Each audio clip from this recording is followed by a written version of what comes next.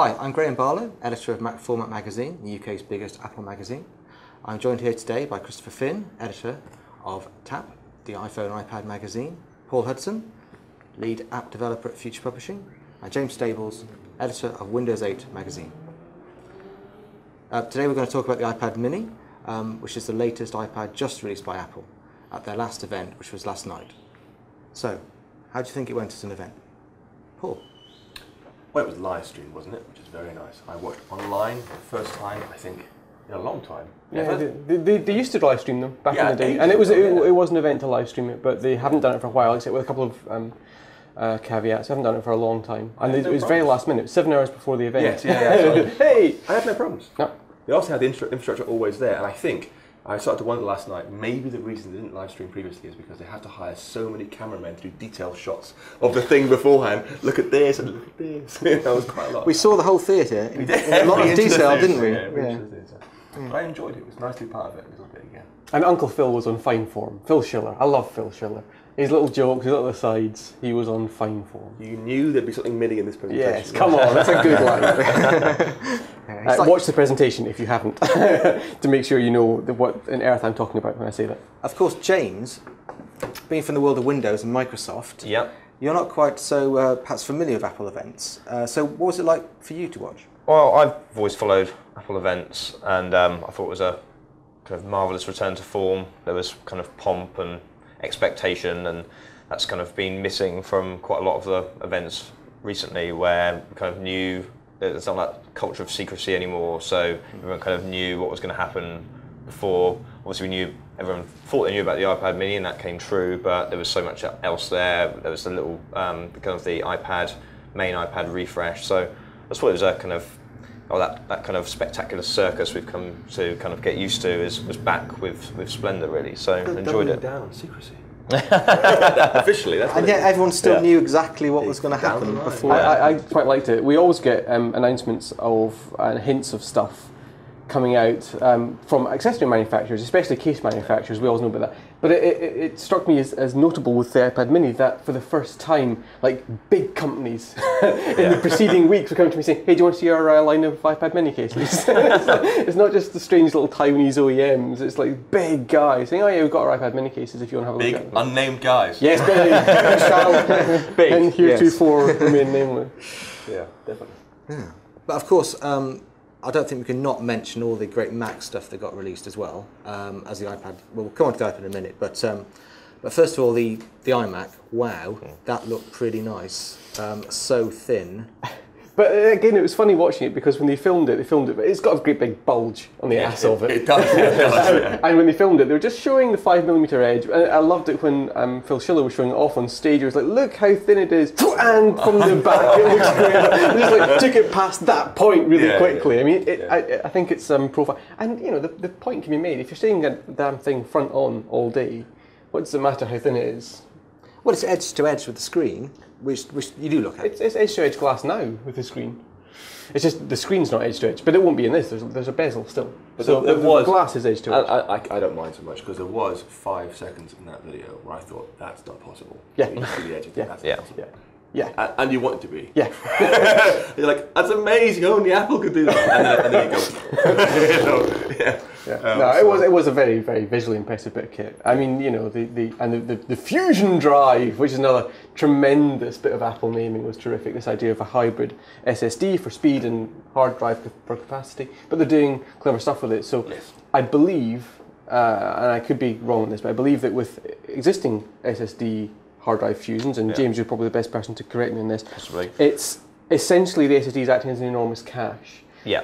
Whereas with a Fusion Drive, as I understand it, it's actually intelligently moving data from one part to the next depending on your usage. So it's not just dumbly caching it as it's accessed. Yeah. It's actually going, well, you know, we'll move this here because he uses that a lot. We'll move that off there because he hasn't used that for a few days, which is interesting. That is something that Intel have kind of been working on with Ultrabook, where we'll put your well, a lot of these Ultrabooks come out, some of them are completely SSD, but some of them only have, say, 8 gig of kind of solid state storage, and it will intelligently move your program files. Yeah. But if it can be more intelligent than that, if it can be about files you use regularly, or go beyond just kind of operating system. Yeah, because that's easy to do. You have an SSD partition for your OS, hard drive for your data. But I was all ready to, in fact I did, as it was announced, poo-poo it as like typical Apple hyperbole and overstatement. Yeah. But without doing more research, it does seem like they are doing something a bit more than that. It just seems to be a little more special. I think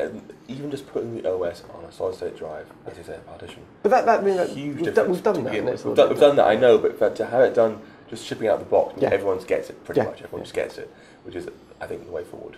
It's time to start relegating the non-fusion drives to the past. Well, I mean, SSD is I've had an SSD in my MacBook Pro for 3-4 years now, and it is just utterly phenomenal difference. I couldn't go back. I mean, I've got a 2008 MacBook Pro, a Core 2 Duo, 266 gigahertz, and I have no reason to upgrade it, no desire to upgrade it. It's super fast just with that SSD.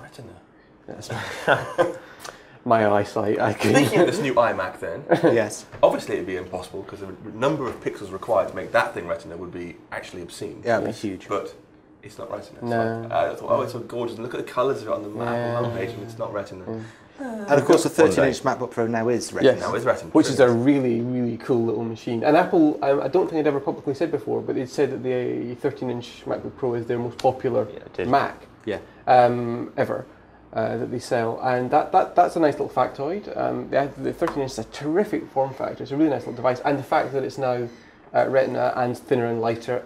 Ridiculous amount of I/O though. Dual USB ports, dual Thunderbolt ports, HDMI, all that stuff. But like, it seems like, what do you use dual Thunderbolt ports for on a 13-inch MacBook Pro? I don't use single Thunderbolt. Yeah. Thunderbolt is data chainable. So if you've got, as long as you've got devices that are attaching to peripherals that have got 2 Thunderbolt ports themselves, then you can daisy chain up to, it's a ridiculous number, including displays, and you can mix and match all this sort of stuff in it. So 2 just seems mental. Would you agree that only Apple would dare to present the 13-inch MacBook Retina with the whole spiel we already had just a few months earlier for the 15-inch MacBook Retina, as if it was totally new? We went redesigned totally from the inside. Look, it's amazing. Well, come on, we know this. Yeah. They did it all straight-faced. But it's great. And the Mac Mini got an upgrade too. A speed bump. Yeah. Wait, that's better than nothing. At least And it's got Thunderbolt now, so happy days for it's been a long time since it's been upgraded. So.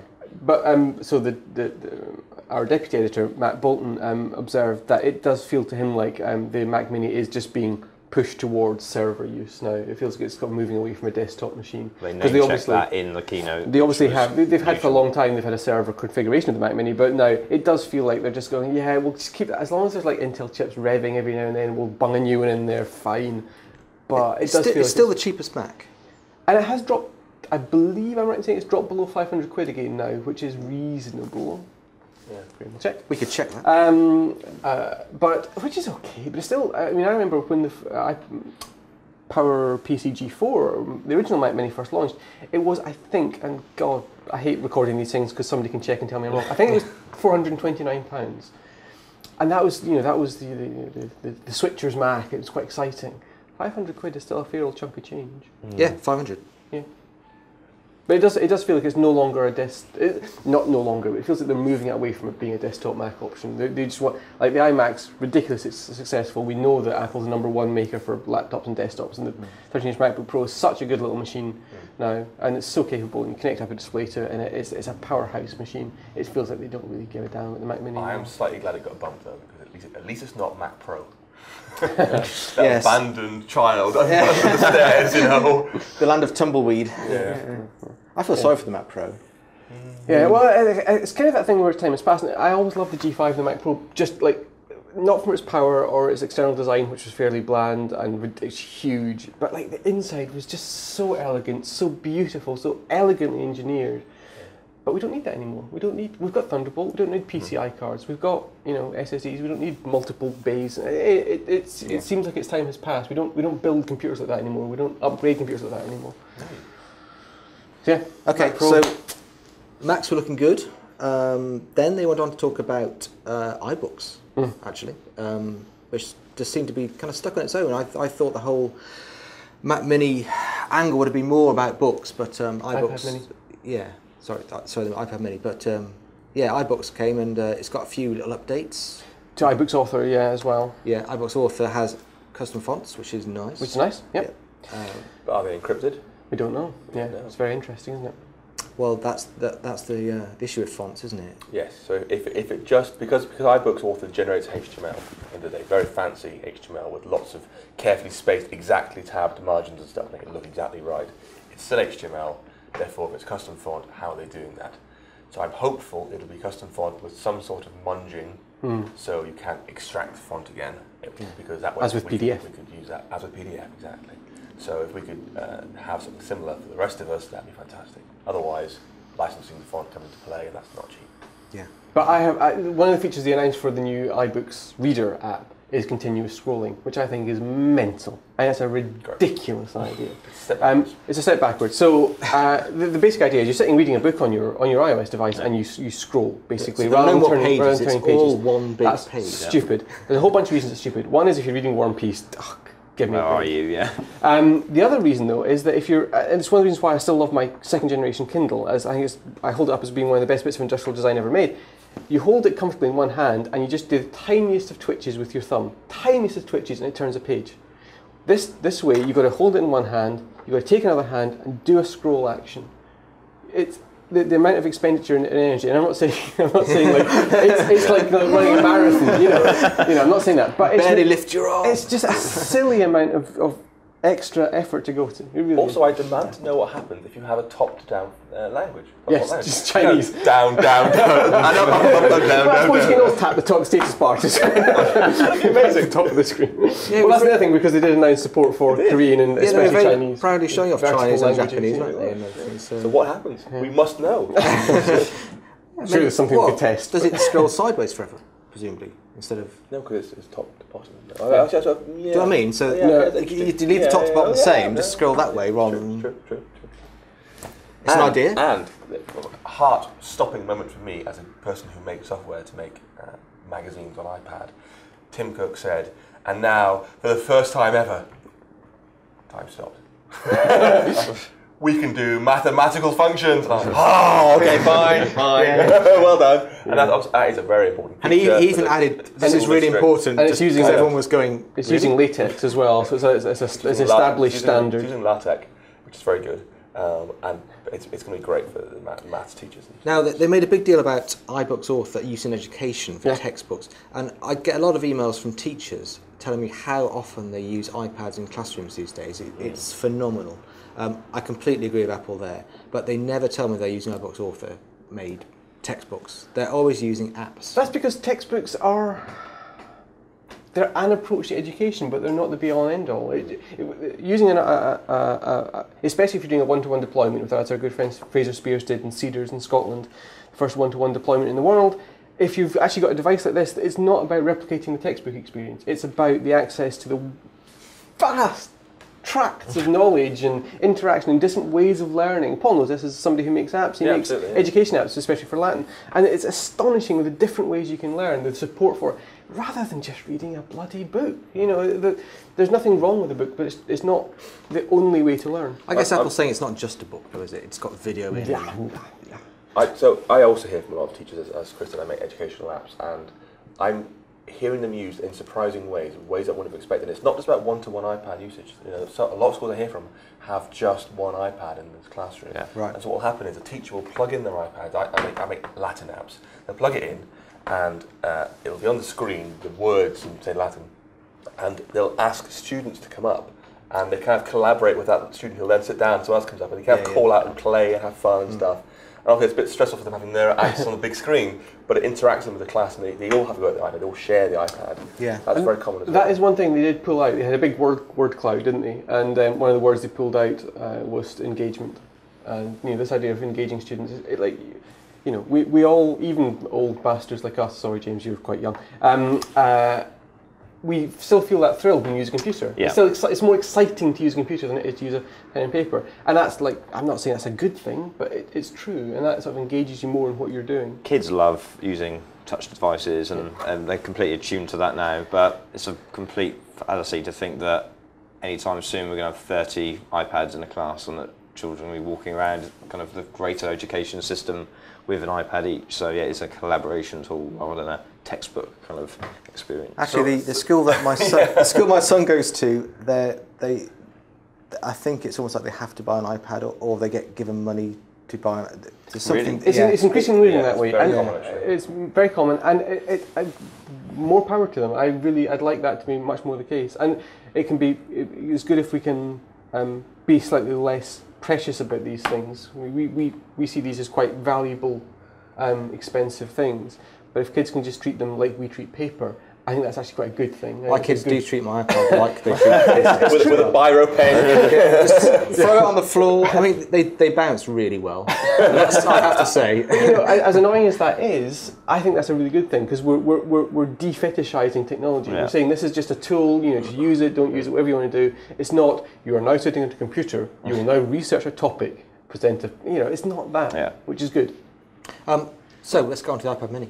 I think we're going to have a world exclusive here. Yes! Christopher is I going to have an iPad reveal Mini. the world's first iPad Mini.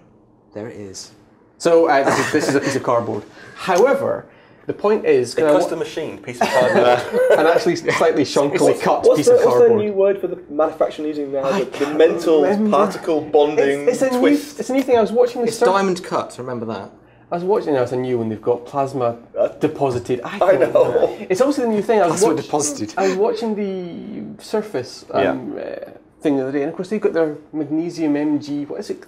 It's a new thing. At launch, you've got to have a new whizzy word, and you watch the Google rankings for that word after one of these events. Boom, because everybody uses the damn phrase, which really annoys me. Don't get sucked in. Anyway, so here in this piece of cardboard, the reason I've got this is because I wanted to see the physicality of one of these devices. Now, obviously, I can't judge its weight and its size and its touch, any of that sort of stuff. But I wanted to see if I could hold it comfortably in one hand. This is the size of the iPad Mini. And I have reasonably small hands. I can just about. It's not especially comfortable, but I can. What do you reckon? I play the piano. I have slightly larger than average hands, perhaps, and it's absolutely fine. It's obviously weight maybe make it a bit too hard to hold like this for a long time. We don't know. But on the weight point, part of the reason we think we see much smaller bezels, you know, the margin at the side of the screen, is because of the weight. Because with an iPad like this, you have to have thick bezels because you need to grip it heavily, tightly, because it's so damn heavy. With the iPad Mini, we infer from its design that it will be more comfortable to hold. And to be honest, the hands-on reviews I've read of it already say that it's so light. You feel no kind of tension. There was a brief snippet of the keynote where they showed, I think, Brave being shown on iPad Mini, and I thought for a second then, actually, this device would benefit from being widescreen. Sorry. James, scale, size?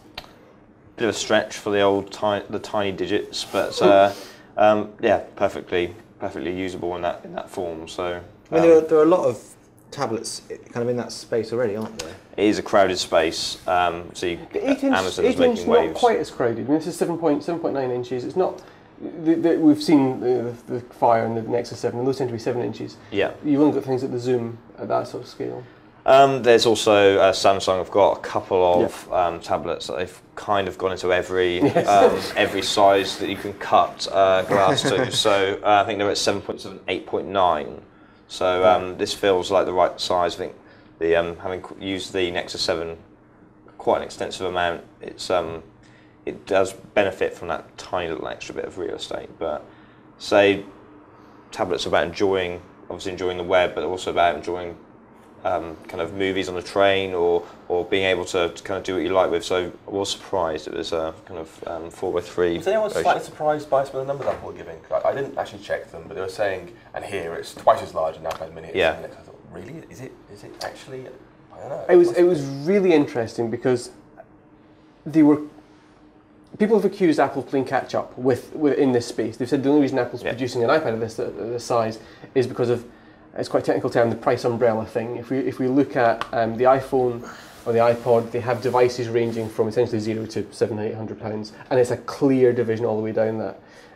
Tim Cook said in a conference call that they didn't want to create a price umbrella with the iPad, which means that they have expensive devices, nothing at the low end, so other people can come in, put devices in there, and essentially push the market from the bottom up. And that was borne out in the presentation because they were comparing it to the Nexus 7. And they went into so much detail about once you take the Chrome off, you see this much web page and this much web page. Once you put it into landscape, you see this much and that. It was a real tacit acknowledgement that they were playing catch up. Yeah, I mean, I tend to think Apple do things for the right reasons. Very which is that- pragmatic reasons. Yes, yeah. They'll make a product because there's a need for it. Whereas this feels a little bit like they're making a product because someone else is making a product. And they're just trying to give people an alternative that's an Apple alternative. So it just comes back to the question for me is what is the iPad Mini for? Publicly, I think it's seen as a cheap iPad. Yeah. A lot of people anecdotally come up to me saying, I can't wait for the iPad Mini to be announced because I can't afford an iPad. But it's not That's that not really it's not the that right. cheap, That's is not it? really the right reason. It's a damn expensive cheap It's iPad. an Well, yeah, it expensive is, but thing, people isn't see it? it as an iPad is starting out at $399. This is my chance, and it's an anecdote from last night. I went home, housemate was there, said, I can't wait to get this new iPad Mini because it's only going to be £203. I went, sorry, what's this about £203? Well, that's the currency conversion. I said, well, it's going to be 250, and then we kind of checked it out, and it was 270. So he walked away from that conversation quite gutted. So if it's not cheaper, then So- what's its angle? Here's what I'd say about the iPad Mini. I'd say the exact same thing as I said with the iPad, which is that from the outside it seems pointless, it seems stupid. Once you buy one, once you've got one in your life, it may well start to make a huge amount of sense. Now I know people who've got 7 and 8 inch tablets who like that form factor, who think it's a really good compromise.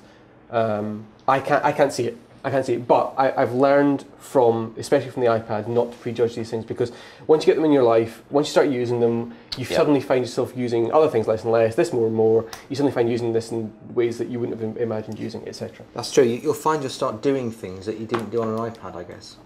You might take it in places where you that couldn't could be the go. thing. It could be about the context in which you use Into it. really small toilets. It might be. I mean, it's not pocketable. This is the thing. You know, that's not a device you can put even in the back pocket of jeans. I'm not going to demonstrate, but you know, it's not something you can put in your pocket. It's something you can put in a handbag or in a satchel. You'd feel less self-conscious Yes. in a public place with a Take tablet a that photo of size. that thing. That's what it is. Quite lots of like school play things. There'll be parents there, recording the whole event of, say it's a Christmas activity thing or something, and they'll be there with a full-size iPad standing at the back of the room, and it looks ridiculous. So I guess people will look a bit less silly. iPad Mini. Actually, What a great slogan that will be. Look a bit less silly. An aside, actually, we don't know, but it looks like the iPad Mini has got the same camera system as the iPad 3 has. It's certainly a 5 megapixel system. I imagine it's the same basic circuitry the iPad 3 has. The iPad 3 has actually got a pretty decent camera on it, and I've stopped judging people for taking photographs with an iPad, because I think it might be an iPad 3, and actually the iPad 3 takes decent photographs. If this is the same, then that's a reasonably good little thing, and the viewfinder is going to be glorious on that for taking photographs. I think the main thing Apple were trying to make clear was they're entering the unknown space between phones and full-size tablets. and the iPad itself was an unknown space between phones and laptops. Well, yeah, exactly. You know? Correct, yeah. But they made it crystal clear in a way Apple, I don't think, has ever done in my memory. They were directly comparing everyone else with them on stage. Yeah. So this is how it looks in the Nexus. This is how it looks in or the unnamed other tablet. Sorry, it was a Nexus. Again and again and again and again, different apps, and of course each time it sucks, because the problem is the Nexus is in that space where developers made a phone version and made a tablet version, and it's in between. And the Nexus has used a number of clever hacks to try and make it look halfway decent, but for apps that haven't got that halfway space, they just go to the phone version because it wouldn't fit the tablet version. Now, as a developer, you're probably very relieved that the screen size huge. they came out huge with difference. means that life's easier for you, I guess. Yeah, so I know, I think we should at least mention the specs. It is an XGA screen, so 1024/768, just like the iPad 2 and the iPad 1.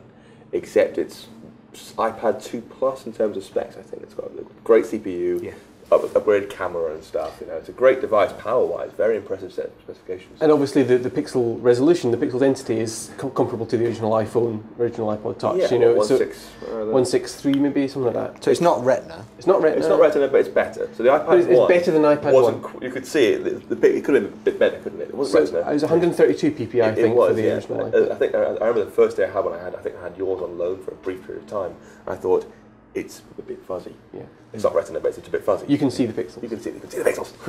Whereas now, it's not Retina still, but at least they're not quite so fuzzy. So I think it's a brilliant move in that respect. They couldn't have done Retina. And it does mean that you've got a library of 275,000 apps made for tablets. Well, I was trying to imagine However, what would they do if they had an in-between resolution where they scale things down or bring it up or something. Yeah. No. so, but even though you've got this huge catalogue of iPad apps, it's not necessarily all roses because you have tap targets that are different size. Talk to us about that. You do. So Apple's own guidelines say very clearly 44 by 44 pixels, 1 point, what we recommend.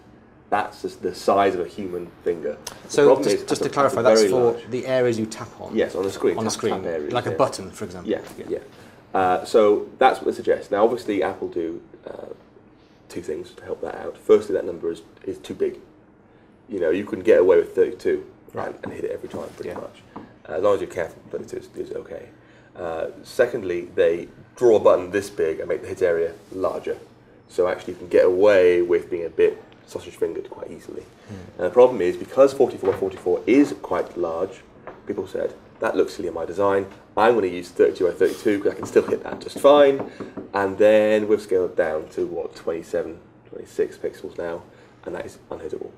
Without, and it's going to cause extreme user frustration in places that's happened. And it's going to be in games as well as in apps. You know, you're going to, in apps games, like tapping. so it depends what sort of game it is, but it's not going to be. It's not the case that you know, it's just these little apps with the buttons that you're trying to press is problematic. You know, if you're trying to control a character on screen, whatever it happens to be, it's going to be too many developers, and I don't want to name anyone particularly, but I'm going to. So I use Twitterfix still for my sins on iPhone, and their tap areas are terrible. I routinely hit the wrong thing in that app.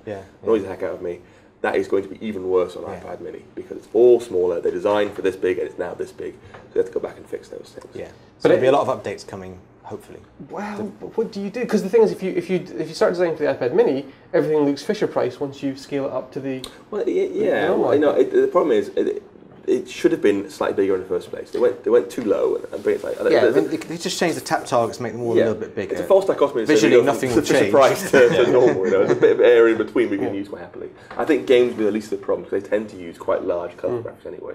There's a very few smallish tap targets close by. It's more productivity tools where one is edit and one is delete and one is kind of sort of quite close by. One is launch nukes. Exactly. And we're seeing send peace parcels. If you use Windows 8 yet, it has some quite small context menus. You have to try and choose things. If they did that with Windows 8, it would be a disaster. You couldn't. I mean, I can bear it as it is, but on a smaller screen, it would be very, very hard. But as it is, I think we're safe. For the most part, I think we're safe. Which is a huge relief for me. And for consumers as well. So it's not all about Paul Hudson, but you know, it's good news for everyone else as well, because it does mean you've got this huge library of apps that is designed for a tablet that you can put onto your iPad mini today. Happy days. So I figured out what 12-point font is 9.7 point now. 9.7 point, yeah. 9.7 point on iPad mini, and so as long as no one said, oh, we can just about see an 8-point font on iPad, they'll be in trouble now. Yeah, that's scaled down to something like a 6, and then. Yeah. So in the magazine world, we're quite cheeky in terms of the small fonts we think we can get away with. So usually wrong. So publishers just need to stop thinking about small fonts. They do, yeah. Right now. If only we had some way of resizing text. Such as in tap and MacFormat, interactive editions. Anyway, sorry. Yes. Anyway, so that kind of leads me on to thinking about the consumer. The holiday season's coming up. They want to buy an iPad. What would make you buy an iPad mini? I suppose, and now there's also the 4th generation iPad with Retina display, which is even nicer. So, do you think Apple has added a bit of confusion to their product lineup here? Yes. No. But necessary. Yes and no. I like this. 5 minutes each, go. Please. The thing is, as soon as you add any more complexity to a product line, it becomes more complex. Just, uncontroversially enough.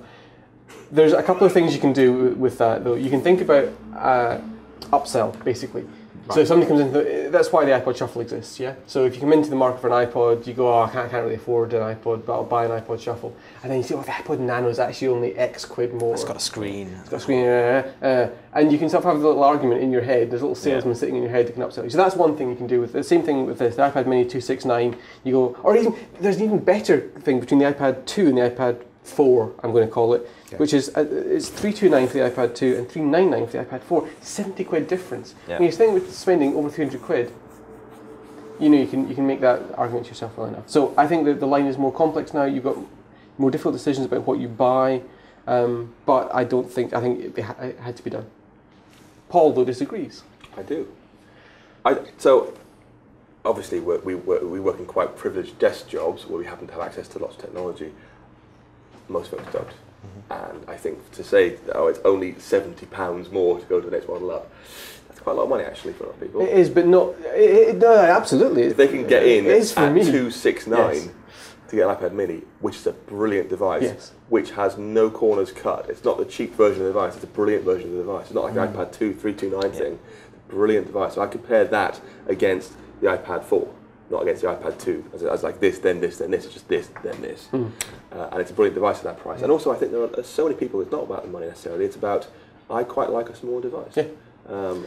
You know, I immediately said, yes, my little girl would love one of those, because you can carry it around more easily. She finds this, she kind of walks around, it's quite heavy for her, you know. iPad mini would fit that, it would fit people with smaller bags, handbags, suitcases and stuff. It just fits in more I don't easily. disagree with any of this, but I don't think it countermanages I the don't argument think that it's more complex. I don't think it's upsell what I'm saying. I think someone will say, I much prefer the iPad mini. Yeah, but the point we're arguing here, discussing, is the line more complex? No, I think it is more complex. You think it's complex because people are saying, "Oh, should I buy the mini or the Maxi, the non-mini, the Maxi, the mini or the Maxi or the 2?" I don't think they will. I think they'll say they could be the same price, and I'd still choose the mini because the mini's a nicer device for my size hand or my use cases. Where I'll use it. I still think having the iPad 2 still in the lineup adds a bit of That adds complexity. complexity. That's complexity, Because now yeah. you've got to understand what the difference is between an Yeah. iPad 2 and an iPad 4. Like now there's no 3. Yeah. There's there was never a three or a four. 3 or a 4. effectively. I don't know. What do you think, James?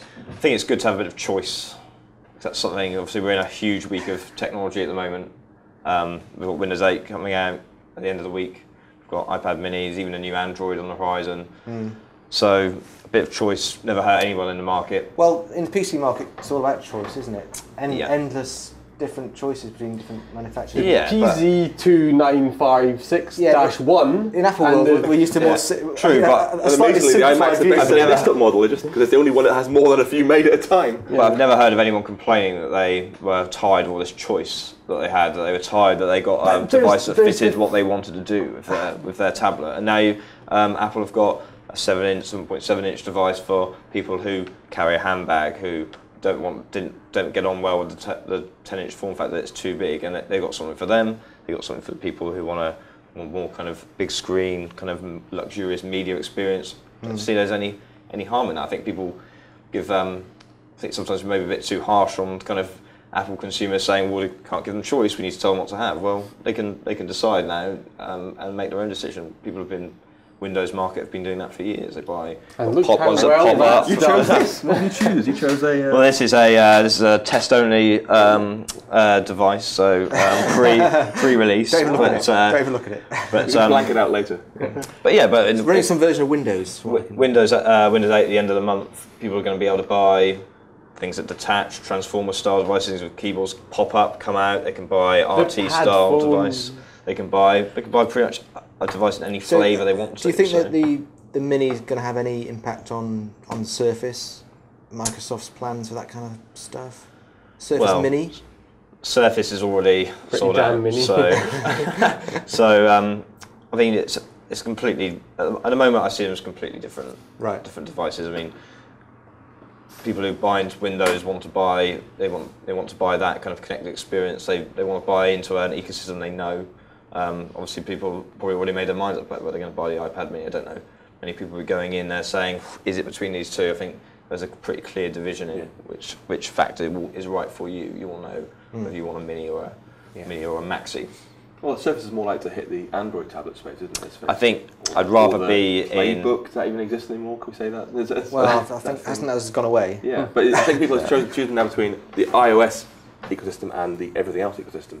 Do they go for the Surface or do they go for an Android? Or I guess they see Kindle Fire as being a bit different platform. Yeah. But it'll obviously be even more made complex once the Surface Pro launches with the proper x86 Yeah. processor on there, which is a proper full-fat Windows experience. Yeah. I mean, your point about people wanting to buy into an ecosystem they know is a little disingenuous when the Windows Metro modern UI ecosystem is so utterly different to what they know. Yeah, I guess so, but you know, they've dropped back into the familiar Windows experience. I mean, the RT version you can't run your desktop apps, but it still works in the same way. And in a couple of months' time, it's going to have a footprint of hundreds of millions of devices sold. Hundreds of millions. Hundreds of millions. Tablets. Of Windows 8 devices. So that one, PCs. that experience goes to the tablet, to the laptop, to the desktop, to the PC. And you know, I think in a year's time, we're going to be looking at Windows 8 differently. We're going to be seeing that it's something that's at home, maybe not at work in a year's time, but it's going to be at home on your laptop, desktop, tablet, and maybe even if it can make a kind of bite into the market, phone. So I would rather be in Microsoft's position right now than Google's position. Yeah, I think Microsoft are obviously in it for the long haul. Yeah. Long haul. I mean, that is something that frustrates me about the kind of the iPad, and the announcements we had yesterday were great, but I feel that iOS 6 is the progress of where we're going with iPad is slowing. Well, I think there's going to be quite an kind of exciting journey with Windows. Good column about Ian from being Ian Beckery's in the next issue of Tap. I'm looking forward to it. I'm looking forward to that. It sounds great. Okay, so that's pretty much the iPad Mini covered. One thing I wanted to ask is, I don't really care about what its impact is on Windows 8, but what will its impact be on the Nexus 7 and the Kindle Fire? Imminent price cut Nexus 7, definitely. Well, they're going to 32 gig they're going to try and phase out the 16 gig and go straight to 32. 16 gig cut to like 129, because Kindle Fire at £129 in the UK, it's insanely cheap. But I thought that was break-even price. Do you know how much money Google's got? No, fair enough. Yeah, I realise. Yeah, I think they're seeing now Amazon as a worry rather than part of the friendly Android ecosystem everyone else. It's actually a worry. They're taking it away and destroying it over here and monopolising it, and we don't want that. So we have to compete with them in the Nexus 7. And that means slashing the price. So you'll be able to get two Nexus 7s for the price of an iPad Mini, which is what price crazy. is the Nexus 7 and the Fire HD? 179, I think. Yeah, and they're going to. I think they're £100 less. Yeah, and they're dropping 16 gig at the moment. I believe they're dropping the 16 gig to replace the 8 gig, and that 32 gig will come in at the same price. So you're getting a 32 gig Nexus 7 for the same as a 16 gig iPad Mini. I mean, it's almost like Apple are forcing them to start competing in this really tiny, the low margin space. You have that. It's pushing you down there further. Exactly. We'll just stay out the low margin space. You fight amongst yourselves, and we'll just sit up here taking all the money. It was one of the best things about the original iPad. Everyone was saying, it's so expensive. Apple always makes these ridiculously expensive devices. Yeah. And it took the industry 18 months to begin to possibly think about competing with Apple on price and build quality and ecosystem and all that sort of stuff, because Apple had such economies of scale and they'd completely locked out the supply. It's crazy. It's ridiculous how cheap the iPad was.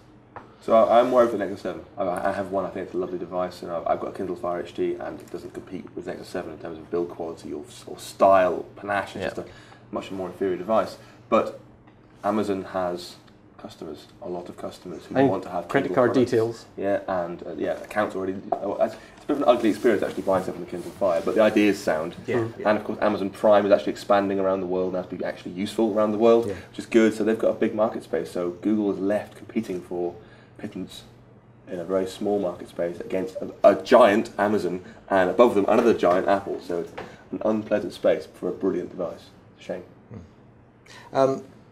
iTunes 11. That didn't happen, did it? No, it didn't happen. It's still due out. I mean, it's as we record this, it's the 24th of October. It's due out late October, so they've got a couple of days. Why didn't they release it? Goodness knows. Any theories? None. It's unexplained. I mean, pre-orders open for the new iPad on the 26th. it's feasible to put it out then just because it's a date that things are happening around, but I don't know why it wasn't released. I still don't see what the fuss is about. It's not that interesting. It's a reskin, isn't it? It's a reskin. Come on. Actually, is it? You know better than I will. Is it just a reskin? As far as I know. As far as I can tell. Everything I can see is not changed. Yeah, they just changed the they way can it just sneak displays out in software something. update one day, and that'll be it. No one will actually care. Yeah. So Because obviously the subtext of all this is that people want iTunes to change, especially in Windows. People think iTunes is horrible. On the Mac, it's like there's slightly less antagonism towards it. It's just On been the Windows, bloat they hate factor it. that's the real. The bloat factor, it does 100 things and none of them very well. Although it's always been fine for me. But the new version just seems to be exactly the same as it was, just with a different icon. Yeah, it has its own way of working. Once you understand the way it wants you to work, life's so much easier. So much the case with Apple stuff. It's like when Windows users tried to use the iPod and they couldn't work out how you can drag and drop things to it. It's like, just sync.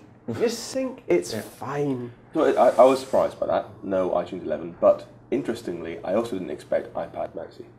I was, there's still people saying the dock connector will change. Fine, I get that. I know it's important for Apple to have a Lightning connector everywhere. That makes sense.